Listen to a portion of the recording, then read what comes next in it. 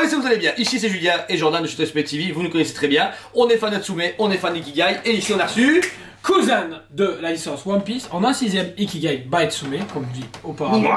Et franchement, elle s'est fait attendre, mais qui est une pépite. J'appelle ça les vieilles Ikigai, dans le sens que c'est celles qu'on a eu en précommande mais qui ont pris beaucoup de temps à sortir et qui ont été en retard. Pas pour autant leur qualité, mais la logistique comme ça. Mais ici, réellement, vous allez voir dans les prochaines semaines, ça va envoyer du steak. Tout d'abord, vendredi, on va chez eux. Comme ça vous savez, mais c'est peut-être une vidéo qui sortira après, donc en tout cas on est sorti récemment à Road Trip chez Tsume. On a ici présentement la Usopp, la Kuzan, on va avoir la Endeavor, la Retour de Bito Natsu et il y a une dernière, je ne sais plus quoi. En tout cas il y a plein qui gagnent. Bah, notre réassort de Goku, notre réassort de Yoga qui arrive, mais il reste une dernière pièce disponible, et peut-être d'autres choses. Tout ça pour vous dire, Tsume, si les gens disent ouais machin, méga en retard, ça marche pas, c'est pas vrai. Fabricant du coup certes qui a du retard comme tout le monde, mais comparativement avec tous leurs concurrents français, ils sont au top numéro 1, niveau par retard. Et ici leurs statuts sont encore une fois sortis extraordinaires. Licence One Piece, une des plus fortes de toutes les Ikigai. Ici Kuzan, son point principal c'est la résine translucide glacée qui est extraordinaire. Elle a fait passer Shoto pour un gamin de 8 ans, parce que franchement celle-là, elle est... énorme, mais en même temps il est géant. Hein. Ouais, mais non, mais dans le sens pas la taille, le travail de glace. On avait été déçus de la Shoto parce qu'elle était un peu fade, il manquait de la glace. Là, alors je connais pas le perso, j'ai jamais vu en action. C'est là où c'est marrant, je trouve qu'il y a des licences où ils les chouchoutent mieux que d'autres, ou des personnes qui chouchoutent plus. Ouais. Parce que là, franchement, c'est parfait. Le travail de la glace, transparente comme il le faut, et en plus de ça, on ne voit pas les pegs là. Quand on commence juste par la main. Ils ont opachisé la résine pour pas qu'on voit les pegs. Ouais. Bon, on va commencer du coup par le visage. Visage avec des lunettes à placer. Attention au déplacement, vous pouvez les perdre, donc faites attention. Il y a des lunettes de rechange. Oui, il y a une paire de lunettes de rechange au cas où perte ou casse, donc ça c'est vraiment cool. Et franchement, magnifique parce qu'elles sont translucides forcément, qu'on peut venir voir l'œil qui est juste derrière, et le regard et le visage, c'est Kuzan. Visage, on est quand même sur un gars d'une certaine quarantaine d'années, très beau visage, on retrouve vraiment les traits d'Oda dans ses dessins, etc. La coiffure est cool, vraiment un côté un peu moumou de mouton qui va sur le côté gauche avec son bandeau bleu, bandeau très texturé, mais ça c'est un peu pour son côté double face, le côté gauche et facial est très beau, et puis à droite vous avez commencé ce côté très glace qui s'accentue mais qui fait comme des plaques, comme quand si la glace elle, comme dans les animations, mais qui sortait de lui et qui se propageait autour de lui. Et franchement, waouh, la jonction de les cheveux noirs et la glace est extraordinaire. Ils ont réussi à le rendre tangible à travers la statue. Et même les petites bouts de givre blanc, on va appeler ça, comment on appelle ça pour l'eau là? Allez, l'écume de la glace. Je sais pas comment on dit ça. Bah la givre. La givre, le givre, franchement. Moi c'est ce que j'ai en tête, oui, givre. Ensuite, Joe, une magnifique et grande veste. Magnifique grande veste, bien texturée à souhait. Également, ils ont accentué au niveau des boutons de son manteau. Et franchement, ce qui est marrant, c'est au niveau de la texture. Donc la texture, à certains endroits, est beaucoup plus minime et plus contractée, concentrée, et d'autres endroits où justement c'est plus développé, tu vois. Donc c'est assez marrant, mais ça donne justement cet effet de distorsion et comme quand on fait un vêtement, en fait, au final quand tu le plies forcément, tu vois moins la texture de ton vêtement, et puis quand tu le déplies, tu vois... Bon, franchement là c'est con, mais le manteau fait tout. C'est sur quoi il repose, puisque le reste du personnage est vraiment en lévitation, mais là tout le manteau fait cette coupole. Grâce à ça tu sens la scène de combat en fait. Tu sens que lui il part en avant et il lance sa propulsion, et c'est nickel, tu as presque envie de le mettre en face de Usopp, Zoro, ou même... il y en a trop en fait, même Perona tu pourrais le mettre en face. Bon, il y a la glace qui joue, mais ça pourrait fonctionner. Shoto, ou même Natsu, je me le dis maintenant, glace contre feu, ça peut être sympa. Ça peut être beau.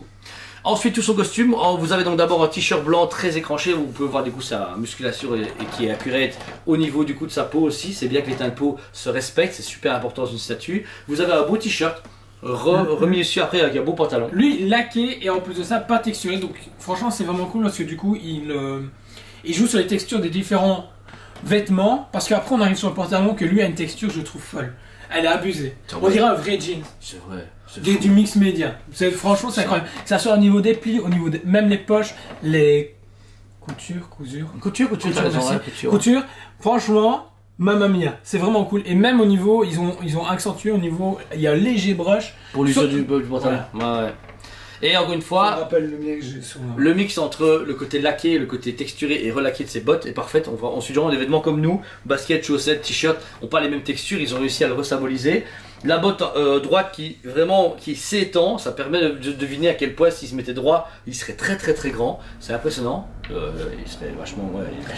En fait, c'est le seul truc que beaucoup de gens ont dit que c'était dommage, c'est que du coup on aurait voulu le voir pas debout, mais presque. Celui-là, du coup, ils l'ont compacté pour que ça passe dans les fameuses cases À l'époque, ouais. Mais effectivement, on le voit en grand en HQS ou HQS Ultra, ça pourrait péter.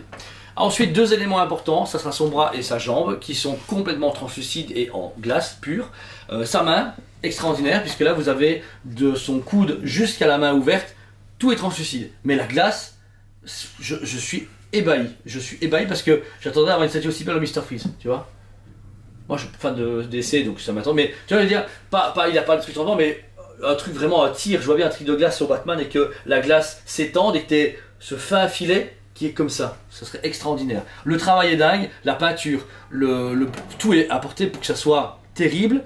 On a même travail sur la jambe gauche qui elle justement, on dirait une jambe de glace mais de cristal, tu vois que ça se pétait, j'ai l'impression que si je fais ça je vais la casser, c'est vraiment fou.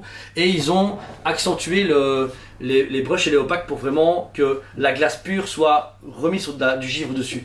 C'est impressionnant. Réellement, je vous jure, à voir en vrai. Si vous avez l'occasion de passer au magasin, vous avez un Tsume Store ou un magasin qui est Tsume près de chez vous, allez la voir. Parce que les autres, c'est une très belle statue, extraordinaire. Mais le travail de glace mis dessus, celle-là, c'est du 1000 sur 10. Parce que j'ai jamais été aussi impressionné par de la glace depuis. Pourtant, je l'ai vu chez eux, mais chez eux, tu vois, tu vois. Non, en même temps, quand on va chez eux, il y a tellement de choses à voir et qu'on est là, on fait oh. Oui, non, mais dans le même style. Ouais, je comprends. Tu vois, okay, ouais. Ici on a des fabricants vachement différents, et puis on passe de bustes siliconés à du tête T-Rex chelou. Donc il y a tellement de choses que chez eux, bah, c'est que de l'animé, presque. Donc ça se mélange dans le je trouve que ça se mélange dans le tas, mais effectivement, chez soi, sur un beau buffet en bois, elle passe crème. En fait, même si t'es pas fan de One Piece, c'est une belle statue. Ou tu la mets vraiment sur ton frigo? Non. Ok, bon, j'aurais trouvé cool. Sur le four. Pour refroidir. Pour qu'elle fonde. Pour terminer, le socle, un dégradé de glace bleue à un tout petit peu bout de mauve et du bleu très clair. Waouh! On ressent une scène d'énergie, tu vois. La glace qui commence à vivre, qui s'étend, t'as même froid en la regardant tellement que c'est bien fait. Parce que. Bah, elle rafraîchit surtout qu'il fait super chaud. Ouais, donc, ça permet de rafraîchir un tout petit peu, quoi. Le seul truc qui est un peu bizarre, mais je ne sais pas si c'est fait exprès, c'est qu'il y a clairement une séparation des deux. Tu as ce socle devant qui est légèrement plus clair et comparativement là qui est plus foncé. Alors, c'est pas grave parce que je pense que c'est les mecs comme nous, on voit tellement le statut qu'on le voit. Mais je remarque, tu vois, là c'est bleu clair, bleu moins clair. Je pense que c'est voulu.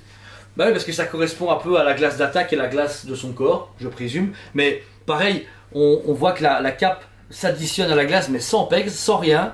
Toute la résine translucide est géniale et elle prend le socle. C'est bête à dire, mais ils auraient juste mis lui avec un chute de glace sur le cul, c'était mort. Il y avait tout le truc noir devant, ça aurait été dégueulasse. Là, ils ont parfaitement géré. La glace ne dépasse pas ce fameux d'imitation noire, donc il n'y a pas de dépassement pour leur idée de cube. Et franchement, que dire que. Franchement, achetez-la. Elle pète sa mère. Elle est à 398,90. Ça reste un budget. C'est pas cher. Ça reste 400 €. Ça se situe entre les Yamato et les Oden et les autres Higai. Normal, grand perso, mais moins complet que Yamato et Oden. Donc, encore une fois, je trouve qu'on dirait qu'ils ont des barèmes pour monter le prix, pour l'additionner par rapport à la taille qu'ils font. Maintenant, quand tu vois et quand tu discutes avec eux, tu vois bien qu'ils sont pas là en mode vas-y, on va mettre à 1000 balles parce que ça va partir. Ouais, c'est ça. Ouais. Je pense qu'ils pourraient dans un monde le faire.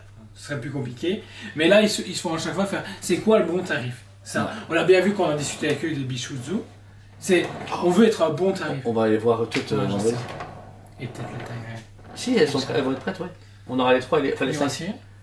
Je sais pas, c'était son anniversaire et puis là, je sais pas. Il est en mode YOLO. Ah bien, je vous reverrai MP. Mais voilà, franchement, extraordinaire statut. 1000 sur 10 parce que même si personnellement, le perso, je m'en fous. Genre je m'en fous complètement. Parce que je trouve que c'est un perso qui me parle pas et forcément je peux pas vu One Piece, pas ça. Il te parlera réellement, pour moi il te parlera réellement. À Marineford, ah ouais je parle. 1000 ans plus tard. Ah ok d'accord. Mais il se passe plein de trucs avec, plusieurs trucs avec lui, là tu fais, en fait il est hyper intéressant mais développé beaucoup trop tard. Ouais. Mais justement c'est bien, ça prouve encore une fois que Tsume veut à chaque fois proposer, forcément Usopp, ou Nami etc. Mais derrière ça, des personnages qui sont dans le cœur des gens mais qui sont pas dans l'esprit, ils penseraient pas tu vois. Quand on voit Perona c'est n'importe quoi. On avait vendu beaucoup, on a reçu les stocks, on en vend toutes les semaines. À côté de ça, on a des Oden ou des Yamato, on en vend moins de Yamato que Perona. Mais maintenant. Ouais, maintenant. Mais à la sortie Yamato, elle a cartonné. Mais je veux dire, comparativement, les gens ils font oh, t'as une Perona, je la prends. Yamato dessus. Ouais, plus tard. Perona, je fais. Mais pourquoi? Ce Perona, il y a vraiment rien. Ouais, mais. Yamato, il y a eu une vague de Presto, de Good Smile, machin, tout ça. Mais là, il y avait rien et bah ça va être pareil pour Akuji. Il y a eu une Cousin. Tamashi, ouais. Il s'appelle C'est Akuji aussi. Ah ok, pardon, désolé. Et il y avait une Tamashi il y a longtemps. Il y a eu quelques peut-être Bam Presto, mais ça date aussi. Et mais là il n'y avait pas pas rien. Avec un vélo. Elle était stylée, on va pas se mentir. Donc voilà, si elle vous intéresse, encore une fois, elle est dispo en magasin sur le site directement. Payez un bon plusieurs fois, n'hésitez pas à nous contacter à ce moment-là, parce que forcément le site ne le propose pas direct, et comme ça on peut le placer avec vous. Notre promesse à chaque fois, c'est faire des reviews de tout ce qui sort en magasin, et surtout vous servir en premier et super bien. Chaque produit que vous achetez en magasin est garanti, soit vérifié ou au cas ils sont scellés, mais il y a des garanties et SAV derrière. Si vous l'achetez en ligne, il est directement protégé et rebulé, envoyé par FedEx ou par Post suivant votre pays, et il y a un suivi en 24 heures, il est livré chez vous. Notre promesse, quand les gens achètent genre le lundi matin, le lundi 14h ça part, c'est pas genre on verra bien une semaine, c'est en stock là maintenant dans nos locaux de suite, que ce soit la grosse statue jusqu'aux petits produits, c'est ça notre gage de qualité on va dire. Donc voilà, c'est votre duo de choc comme d'habitude, vous allez voir Itsume à fond, donc abonnez-vous si c'est pas déjà fait, mettez un commentaire, on vous aime beaucoup, Et on vous dit à très bientôt. On vous aime beaucoup et on vous dit à très bientôt.